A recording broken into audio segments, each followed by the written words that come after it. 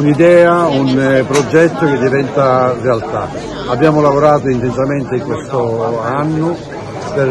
ricostruire le origini del Senna, partendo da Giovanna Magro, la sua bisnonna che è partita qui all'inizio del Novecento per raggiungere la costa del Brasile. Un museo racconterà tutta la sua storia e racconterà non solo le imprese di Ayrton Senna pilota, ma soprattutto l'Ayrton Senna, diciamo, umano, a partire dalle sue origini che sono anche le nostre. Da questo progetto nasce anche un gemellaggio con il comune di Imola, quindi un rapporto di collaborazione e di intesa che porterà sicuramente le due città a collaborare all'insegna di quelli che sono i valori di Ayrton Senna, i valori della famiglia, i valori della solidarietà, dell'amicizia. Oggi abbiamo presentato il progetto del museo che vedrà la luce a breve e quindi Siculiana diventerà una meta anche per tutti gli appassionati e non solo. Noi raccontiamo una storia, è la storia di una donna, come apparentemente ce ne potrebbero essere tante, una donna di Siculiana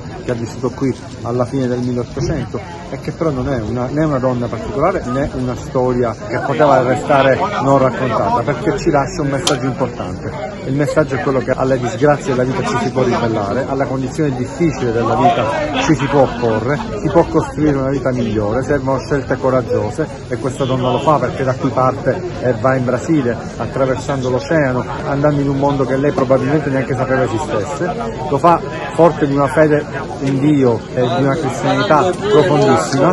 lo fa forte di una fede anche nella famiglia, nell'idea che la famiglia debba muoversi tutti insieme e stare unita perché insieme la famiglia può superare le difficoltà. Lo fa anche, ed è il messaggio che ci lascia, nella consapevolezza di avere i mezzi, le capacità per imporsi sulle difficoltà della vita, per lasciare un segno. Questo segno di fine del Ottocento è arrivato fino a noi nel 2024 e ora prende forma in un museo che racconterà come il DNA di questa donna sia lo stesso DNA che aveva Ayrton Senna, che abbiamo amato nel pilota e che siamo sicuri verrà amato anche in chi conoscerà Giovanna Magro, che è la donna di cui noi parleremo nel museo. La caratteristica principale è quello che il museo è stato ispirato proprio al Senna uomo. Sarà un museo che parlerà del Senna uomo e del Senna pilota, però l'ispirazione principale che noi abbiamo avuto è stata proprio quella del Senna uomo, con la sua sensibilità, con la sua bellezza, con lo suo lato mistico. Ci ha, come dire, portati a progettare un museo che sia rispettoso sicuramente della struttura verso dove stiamo andando, che abbia un carattere molto incisivo sulle cose che verranno esposte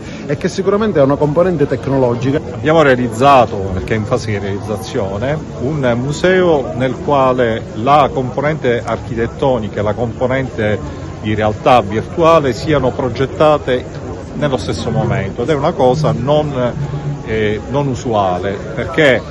per esempio per quanto riguarda i visori sono state allestite delle postazioni, quindi lo spazio accoglie la tecnologia in una maniera ragionata per permettere la visualizzazione tridimensionale in una maniera innovativa, quindi nascono in maniera congiunta l'esperienza reale e l'esperienza virtuale. Ho fatto amicizia, identità e memoria, è l'occasione di ripercorrere le virtù di un grande campione, un campione come Ayrton Senna, non solo in pista ma soprattutto nella vita e nella quotidianità, valori importanti, quelli della solidarietà verso le giovani generazioni, l'attenzione alle fragilità che Ayrton ha sempre rappresentato nella sua vita e tutti i giorni, quindi penso che sia una cosa molto importante, molto bella e che rappresenta un punto di riferimento molto rilevante. Siamo qui perché insieme abbiamo lavorato su un percorso che unisce le nostre due comunità e lo farà